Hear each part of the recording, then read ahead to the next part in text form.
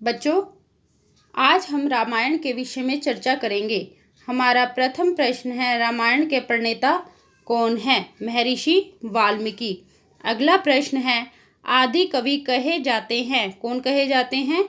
महर्षि वाल्मीकि। अगला प्रश्न है, आदि काव्य कौन सा है? आंसर है रामायण। अगला प्रश्न है, संस्कृत साहित्य का आदि काव्य है? आंसर है रामायण। अगला प्रश्न है, पंचाशत सर्गात्मक काव्य है अर्थात 500 सर्ग वाला काव्य कौन सा है? आंसर है रामायण। अगला प्रश्न है, रामायण में कुल श्लोकों की संख्या कितनी है? आंसर है 24,000।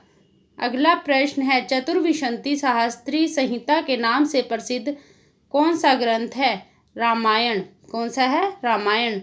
माँ निषाद प्रतिष्ठाम तवम गमः शाश्वती समः, यह है लौकिक संस्कृत साहित्य का प्रथम श्लोक जो कि अनुष्टुप छंद में है। अगला प्रश्न है, रामायण का देवनागरी संस्करण प्रचलित है? कहाँ प्रचलित है? उत्तर भारत में। और रामायण का काश्मीरी संस्करण प्रचलित है? कहाँ पर प्रचलित है? पश्चिम भारत में। कहाँ प्रचलित है? रामायण का देवनागरी संस्करण उत्तर भारत में प्रचलित है और रामायण का काश्मीरी संस्करण पश्चिमी भारत में प्रचलित है। अगला प्रश्न है, रामायण में कुल कितने कांड हैं? आंसर है 7 कांड। नंबर 1 बाल कांड, नंबर 2 अयोध्या कांड, नंबर 3 अरण्य कांड और नंबर 4 किष्किंधा कांड, नंबर 5 सुंदर कांड, नंबर 6 युद्ध कांड, नंबर 7 उत्तर कांड। अगला प्रश्न है बच्चों, इसको आप इस ट्रिक से भी याद कर सकते हैं सभी 7 कांडों को। एक बालक अयोध्या, मैं आपको बता देती हूँ। एक बालक अयोध्या के अरण्य में जाकर अयोध्या के अरण्य में जाकर किष्किंधा का सुंदर सा युद्ध करके किष्किंधा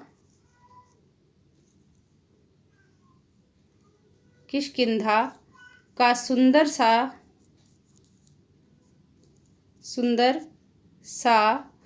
युद्ध करके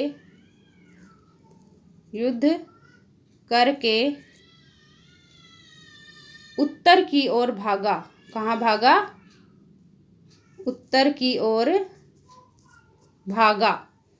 ठीक है बच्चों, तो अब यहाँ से ही मैं आपको बताती हूँ। एक बालक, दोबारा से ट्रिक सुनिए। एक बालक अयोध्या के अरण्य में जाकर किष्किंधा का सुंदर सा युद्ध करके उत्तर की ओर भागा। एक बालक से हो गया बच्चों। पहला जो कांड है बाल कांड है। पहला कांड कौन सा है? बाल कांड। एक बालक अयोध्या के अरण्य में जाकर किष्किंधा का सुंदर सा युद्ध करके उत्तर की ओर भागा। तो इस ट्रिक में अयोध्या का अर्थ है अयोध्या कांड। नंबर 2 पर आ गया अयोध्या कांड। एक बालक अयोध्या के अरण्य में जाकर किष्किंधा का सुंदर सा युद्ध करके उत्तर की ओर भागा। तो इसमें जो अरण्य है नंबर 3 पर है, अरण्य से आपका अरण्य कांड। एक बालक अयोध्या के अरण्य में जाकर किष्किंधा का सुंदर सा युद्ध करके उत्तर की ओर भागा। ठीक है, तो ये में जाकर का यहाँ पर कोई भी अर्थ नहीं है, तो किष्किंधा से है आपका किष्किंधा कांड। नंबर 4 पर हो गया बच्चों किष्किंधा कांड। आगे, एक बालक अयोध्या के अरण्य में जाकर किष्किंधा का सुंदर सा युद्ध करके, का यहाँ पर कोई भी अर्थ नहीं है। सुंदर का यहाँ पर अर्थ है सुंदरकांड। नंबर 5 पर आ गया आपका सुंदरकांड।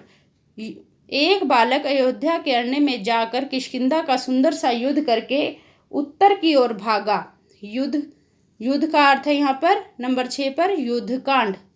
नंबर 6 पर आपका हो गया युद्ध कांड। करके का यहाँ पर कोई अर्थ नहीं है। एक बालक अयोध्या के अरण्य में जाकर किष्किंधा का सुंदर सा युद्ध करके उत्तर की ओर भागा। इस लाइन में उत्तर का अर्थ है नंबर 7 पर उत्तरकांड। ठीक है। और का भागा, उत्तर की ओर भागा का कोई, उत्तर का अर्थ है उत्तरकांड और की ओर भागा का कोई यहाँ पर आपका अर्थ नहीं है। इस प्रकार से आप इस ट्रिक से सातों के सातों कांडों का नाम याद रख सकते हैं। सॉरी। अगला हमारा प्रश्न है, रामायण का प्रत्येक कांड विभक्त है, किसमें विभक्त है? सर्गों में। और कुल कितने सर्ग हैं? 645 सर्ग हैं। रामायण की कथा वाल्मीकि को सुनाई थी किसने? नारद ने। नारद ने वाल्मीकि को रामायण की कथा सुनाई थी, कहाँ पर सुनाई थी? बाल कांड में। अगला प्रश्न है, बाल कांड में कुल सर्गों की संख्या कितनी है? 77। ठीक है, जैसा कि मैंने आपको यहाँ पर भी बताया हुआ है। बाल कांड में कुल कितने सर्ग हैं? 77। अयोध्या कांड में कुल कितने सर्ग हैं बच्चों? 119। अरण्य कांड में कुल कितने सर्ग हैं? 75। किष्किंधा कांड में कुल कितने सर्ग हैं? 67। सुंदर कांड में कुल कितने सर्ग हैं? 68। युद्ध कांड में कुल कितने सर्ग हैं? 128। और उत्तर कांड में कुल कितने सर्ग हैं? 111। ठीक है। नेक्स्ट प्रश्न है आपका, कोच का प्रकरण है बाल कांड में। अगला प्रश्न है आपका, अयोध्या में दशरथ द्वारा किए गए अश्वमेध यज्ञ का वर्णन है, कौन से कांड में है? बाल कांड में। कौन से कांड में? बाल कांड में। अगला आपका प्रश्न है, रामावतार का वर्णन है बाल कांड में। अगला प्रश्न है, विश्वामित्र द्वारा राम लक्ष्मण को ले जाने का वर्णन है कौन से कांड में? बाल कांड में। राम को बला तथा अति बला विद्याओं की प्राप्ति कहाँ, कौन से कांड में होती है? बाल कांड में। अगला प्रश्न है, विश्वामित्र के वंश का नाम क्या है? कौशिक। क्या नाम है? कौशिक। अगला प्रश्न है, विश्वामित्र के जन्म की कथा का वर्णन है बाल कांड में। और राजा सगर की कथा का वर्णन है कौन से कांड में? बाल कांड में। गंगा की कथा वर्णित है बाल कांड में। अहिल्या उद्धार का वर्णन कौन से कांड में किया गया है? बाल कांड में। ताड़का वध का वर्णन कौन से कांड में किया गया है? बाल कांड में। विश्वामित्र के इतिवृत्त का वर्णन किया था। विश्वामित्र के इतिवृत्त का वर्णन किसने किया था? शतानंद ने। किसने किया था? शतानंद ने। अगला प्रश्न है, शिव धनुष वृतांत है बाल कांड में। राम सीता के विवाह का वर्णन है बाल कांड में। श्रृंग ऋषि का वर्णन है बाल कांड में। ऋषि श्रृंग कौन थे? दशरथ के जमाता अर्थात जमाई थे। ऋषि श्रृंग की पत्नी का नाम क्या था? शांता, जो कि राम जी की बहन थी। रामायण का मुख्य रस कौन सा है? करुण। अयोध्या कांड में कुल कितने सर्ग हैं? 119, जैसा कि मैंने आपको पहले बता दिया था। सभी कांडों में कुल कितने सर्ग हैं? सबका मैंने आपको, सातों कांडों के में कितने सर्ग हैं सबका मैंने आपको पहले बता दिया है। राम के राज्याभिषेक की तैयारी का वर्णन है अयोध्या कांड में। अगला प्रश्न है, राम सीता और लक्ष्मण के वन गमन का वर्णन है अयोध्या कांड में। कैकेयी ने दशरथ से कितने वर मांगे थे? 2 वर मांगे थे। राम को 14 वर्ष का वनवास और भरत को राजगद्दी। दशरथ की मृत्यु हुई थी अयोध्या कांड में। अगला प्रश्न है, भरत द्वारा पादुका लेकर अयोध्या लौटने का वर्णन है अयोध्या कांड में। ठीक है बच्चों। अगला प्रश्न है आपका, राम लक्ष्मण और सीता ने निवास किया था, कहाँ पर निवास किया था? दंडकारण्य पंचवटी में।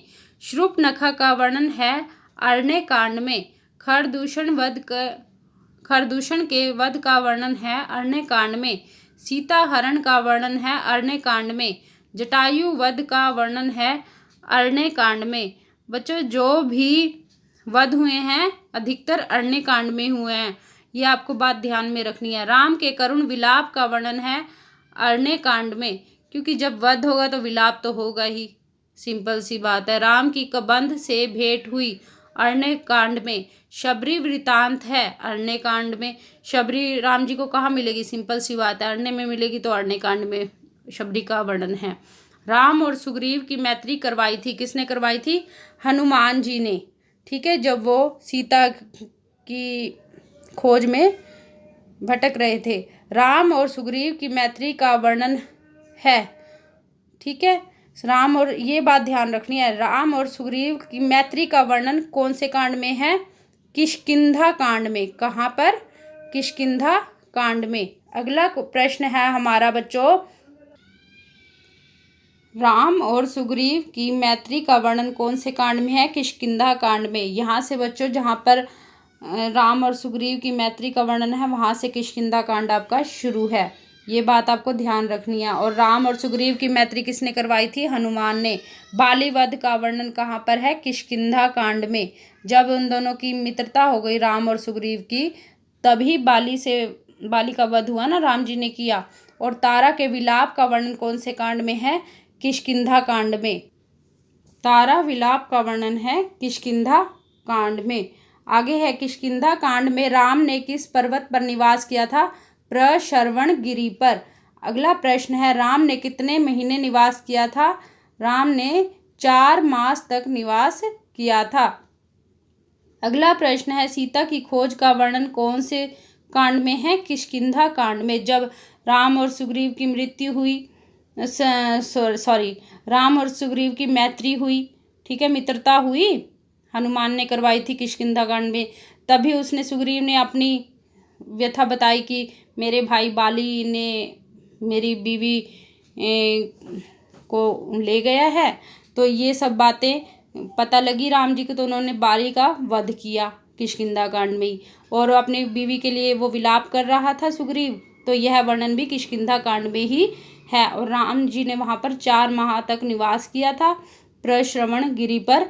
और उसी दौरान सीता की खोज का वर्णन भी किष्किंधा कांड में किया गया है। ठीक है, क्योंकि राम जी भी तो अपनी बीवी को, पत्नी को ढूंढ रहे थे। ठीक है, हनुमान जी सीता जी को खोजने किस दिशा में जाते हैं? दक्षिण की ओर जाते हैं। कहाँ पर जाते हैं? दक्षिण की ओर जाते हैं। इसको इस प्रकार याद रख सकते हैं, हनुमान जी भक्त थे और वो राम जी को दक्षिणा देना चाहते थे, तो वो दक्षिण की ओर गए। इस प्रकार आप याद रख सकते हैं। हनुमान को शक्तियों का ज्ञान किसने करवाया था? जामवंत ने करवाया था। हनुमान को शक्तियों का ज्ञान किस कांड में हुआ था? ये बहुत इंपॉर्टेंट प्रश्न है बच्चों। हनुमान जी को अपनी शक्तियों का ज्ञान किष्किंधा कांड में हुआ था।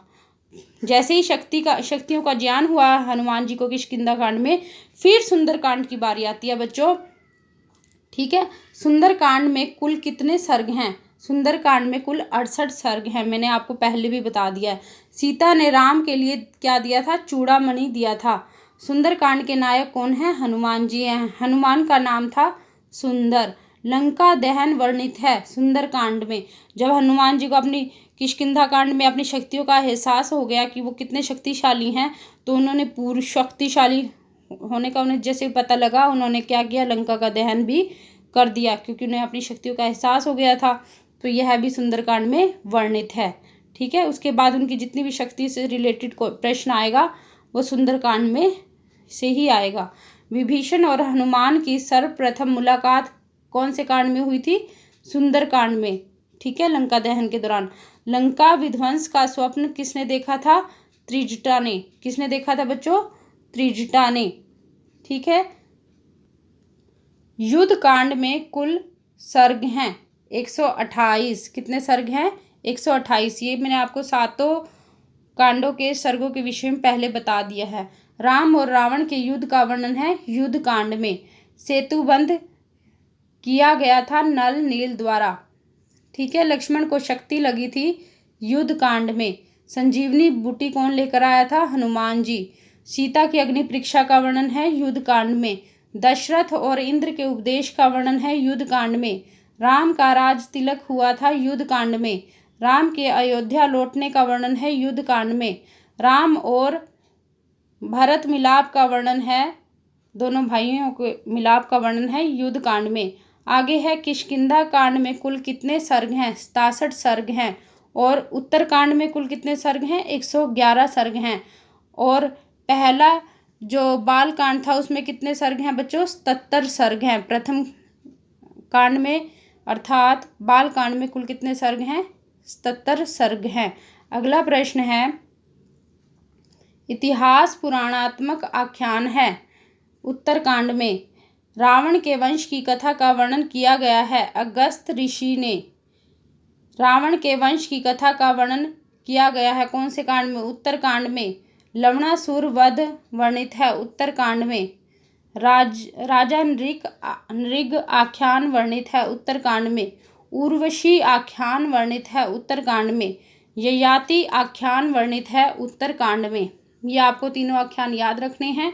जहाँ से भी आख्यान से प्रश्न आए आपको उत्तरकांड पर टिक कर देना है। ठीक है। रामचरित की रचना और गान हुआ था उत्तरकांड में।